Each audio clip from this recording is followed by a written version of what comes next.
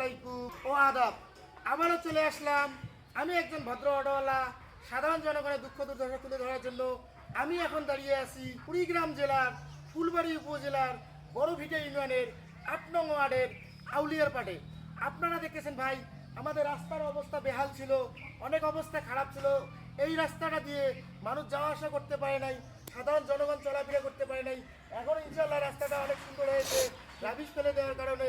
যে মানুষটা এত সুন্দর করে রাবিশ ফেলে দিল, যার কথা না বললেই নয়, বড়ভিটা ইউনিয়ন জাতীয়তাবাদী ছাত্র দলের সাবেক সাধারণ সম্পাদক মোহাম্মদ হারুনুর রশিদ খন্দকার ভাই এই রাস্তাটা ঠিক করে দিছে। এখন আমরা এই এলাকার কিছু লোকের সঙ্গে কথা বলবো যে রাস্তাটা ঠিক করে দিয়েছে, তাদের অনুভূতি কি। এখন ভাই একটু কথা বলা যাবে, সামনে আসেন। আচ্ছা, এই রাস্তাটা তো অবস্থা একবারে বেহাল ছিল, এখন ইনশাল্লাহ অনেক সুন্দর হয়েছে রাবিশ ফেলে দেওয়ার কারণে।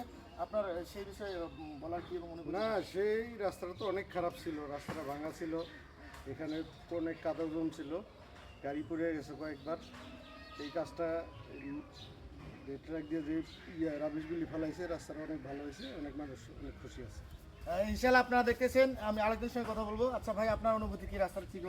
হ্যাঁ, রাস্তাটা এখন ভালো হওয়াতে জনগণের চলার সুবিধা, প্লাস মানুষ এখন সবাই বলতেছে অনেক ভালো।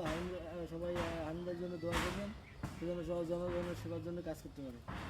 দর্শক শ্রোতা, আপনারা দেখতেছেন যে এই রাস্তাটার আসলে অনেক বেহাল অবস্থা ছিল। আমি এর আগে অটো নিয়ে যাওয়ার সময় একবার পড়ে গেছিলাম প্রায়। তারপরে ইনশাল্লাহ হারুন ভাই আমাদের এই যে বড়লের সন্তান, উনি সব রাস্তাগুলোই আমার ভিডিও দেখে দেখে রাস্তাগুলো সংস্করণ করে দিচ্ছে।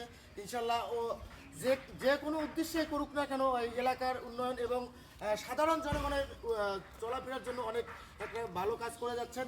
ইনশাল্লাহ আমরা সবাই মন থেকে তার জন্য দোয়া করব।